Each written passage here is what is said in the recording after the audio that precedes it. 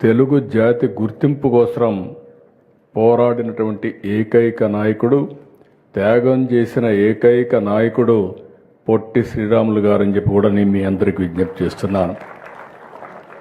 అలాంటి మహనీయుడికి వర్ధంతి సందర్భంగా నివాళులు అర్పించి భావితరాలకు ఒక స్ఫూర్తిని గుర్తు చేయవలసిన బాధ్యత మనందరిపైన ఉంది. ఈరోజు మనం చూస్తే చాలామంది పెద్దలు మాట్లాడారు. ఆ రోజు తెలుగు ప్రజలకు ప్రత్యేక రాష్ట్రం కావాలని పోరాడారు, ప్రాణాలు అర్పించారు. అది 124 సంవత్సరాల కంటే ముందు డిసెంబర్ 15వ తారీఖున. అందుకే ఈ రోజున ఆత్మార్పణ దినంగా అధికారికంగా మనం జరుపుకుంటున్నాం. ఈరోజు మనం ఒకసారి చూస్తే అప్పటి వరకు భాషా ప్రయుక్త రాష్ట్రాలు లేవు. అప్పుడప్పుడే మనకు స్వాతంత్రం వచ్చింది.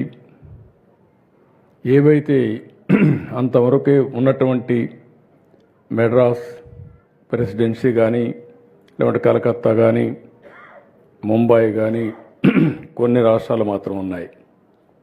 అలాంటప్పుడు అప్పటికే మీరు చూస్తే తెలుగు వారిని కించపరిచే విధంగా మాట్లాడే పరిస్థితి నుంచి స్వాతంత్రం కోసం పోరాడారు.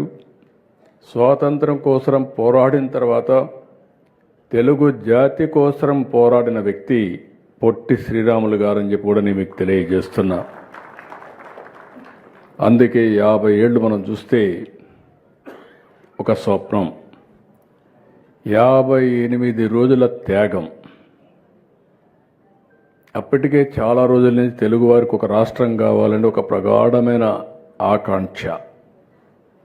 వివిధ కారణాల వల్ల మీరు ఒక్కసారి చూస్తే అటు తెలంగాణ ఉండే తెలుగు ప్రాంతాలు కానీ, ఇటు ఆంధ్రప్రదేశ్లో ఉండే రాష్ట్రాలు కానీ వివిధ సమయాల్లో వివిధ పాలకుల దగ్గర ఉండిపోయే పరిస్థితి వచ్చింది.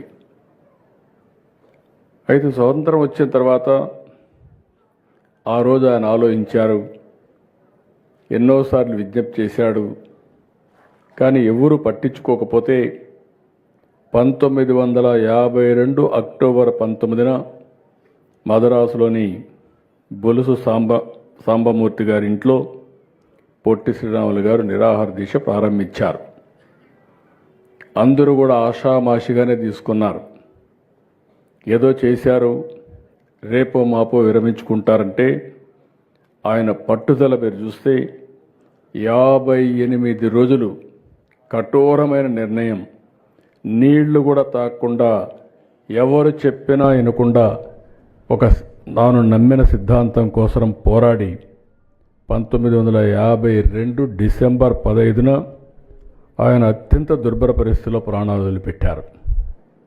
ఇంతమంది మిత్రులు మాట్లాడారు. అంతవరకు గుర్తింపు ఇవ్వనటువంటి తెలుగు జాతి అది జరిగిన తర్వాత ఆ రోజు ఉప్పెనగా ముందుకు రావడం, రాష్ట్రం అంతా రగిలిపోవడం, అక్కడ కూడా అంత మునుపు ఎడాపెడామోకంగా ఉన్న అందరూ కూడా ఒక త్రాటి మీదకి రావడం, దానివల్ల అంతవరకు ప్రధానమంత్రి ఆనాటి నెహ్రూ ఏమీ పట్టించుకోకుండా ఉంటే విధి లేని పరిస్థితిలో, తప్పని పరిస్థితిలో ఆంధ్రప్రదేశ్ తెలుగు రాష్ట్రాన్ని ఒకటి ఇస్తామని 1952 డిసెంబర్ 19న ప్రకటించారు. ఇది ఆయన సాధించిన ఘన విజయం. ఇందుకోసం 53 ఫిబ్రవరిన 7వ తారీఖున కైలాసనాథ్ వాంచు కమిటీని వేశారు. ఆ కమిటీ ప్రకారం 1953 అక్టోబర్ 1న ఆంధ్ర రాష్ట్రం ఏర్పాటు చేస్తున్నట్లు ప్రకటన చేశారు. రాష్ట్రం ఏర్పడింది 1953 అక్టోబర్ 1న ఆంధ్రప్రదేశ్ రాష్ట్రం ఏర్పడింది కర్నూలు రాజధాని కింద. అప్పటికి అటు తెలంగాణ, ఇటు ఆంధ్రప్రదేశ్ పెద్దలందరూ మాట్లాడుకున్నారు. లేదు, 2 రాష్ట్రాలు కలిసి ఉండాలి, తెలుగు జాతి యొక్క సమైక్యత కాపాడాలని అప్పట్లోనే మాట్లాడుకుని నవంబర్ 1వ తారీఖున 1954లో ప్రత్యేక రాష్ట్రం అవతరించింది. అంటే మొదటి రాష్ట్రం అక్టోబర్ 1, రెండో రాష్ట్రం నవంబర్ 1. మళ్ళీ 50 సంవత్సరాలు కలిసి ఉన్నాం. 2014 60 సంవత్సరాల దగ్గర మళ్ళీ మీరు ఒకసారి చూస్తే జూన్ 2వ తారీఖున 2 రాష్ట్రాలుగా తెలుగు జాతికి వచ్చే పరిస్థితి వచ్చాయి. కొంతమంది రాజకీయం చేసేవాళ్ళు చేస్తూనే ఉంటారు. దీని మీద చర్చ జరిగింది. జూన్ 4వ తారీఖున పెట్టాలనా, లేదంటే నవంబర్ 1 పెట్టాలనా, లేదంటే పాత అక్టోబర్ 1 పెట్టాలనా అని ఆలోచించినప్పుడు నాకు అనిపించింది ఆయన చేసింది సాక్రిఫైస్. అందుకని డిసెంబర్ 15న ఆయన చనిపోయిన రోజునే ఆత్మార్పణ దినోత్సవంగా డే ఆఫ్ సాక్రిఫైస్ కింద మనం చేస్తే శాశ్వతంగా గుర్తుంటుంది. రాబోయే 26 మార్చి 16న శ్రీ పొట్టి శ్రీరాములు గారి 125వ జయంతి. అందుకే ఈ సంవత్సరం మార్చి 16 నుంచి రాబోయే సంవత్సరం మార్చి 16 వరకు జయంతి ఉత్సవాల్ని అధికారికంగా సంవత్సరం అంతా కూడా జరుపుకుంటున్నాం. దీనికి మనస్ఫూర్తిగా పొట్టి శ్రీరాములు మెమోరియల్ ట్రస్ట్ని అభినందిస్తున్నా. ఇప్పుడే మన వాళ్ళు చాలా బాగా, ఎందుకంటే మీరు చూశారు కుటుంబ సభ్యుల్ని, ఒక వ్యక్తి త్యాగం చేస్తే ఆ కుటుంబ సభ్యుల్ని మనం గౌరవించే సంస్కారం ఉన్నటువంటి దేశం మనది. అందుకే ఆ కుటుంబ సభ్యుల్ని పిలిచి రేపు రాబోయే రోజుల్లో కూడా ఎవరైనా త్యాగం చేస్తే ఆ కుటుంబ సభ్యుల్ని గౌరవించుకుంటూ ముందుకు పోతే ఆ త్యాగం, ఆ స్ఫూర్తి శాశ్వతంగా ఉంటుందని చెప్పి కూడా నేను మీ అందరికీ విజ్ఞప్తి చేస్తున్నా.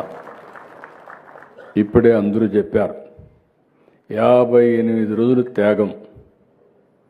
డిసెంబర్ 15 58 అడుగుల విగ్రహం అమరావతిలో మొట్టమొదటి మెమోరియల్ పార్క్. అదే సమయంలో 58 అడుగులు ఎత్తుండే ఏకైక విగ్రహం మొట్టమొదట అమరావతిలో ప్రజా రాజధానిలో వస్తుందని చెప్పి కూడా నేను మీకు తెలియజేస్తున్నా. దీనికి 6.8 ఎకరాల భూమి కేటాయించాం. శ్రీరాములు గారి స్మృతి వనం అనే పేరు పెట్టాం. జీవిత విశేషాలు, ఆయన చేసిన త్యాగం ఏ విధంగా భావితరాలకు స్ఫూర్తిదాయకంగా ఉండాలనో అవన్నీ కూడా గుర్తుండే విధంగా మనం ముందుకు తీసుకెళ్తాం.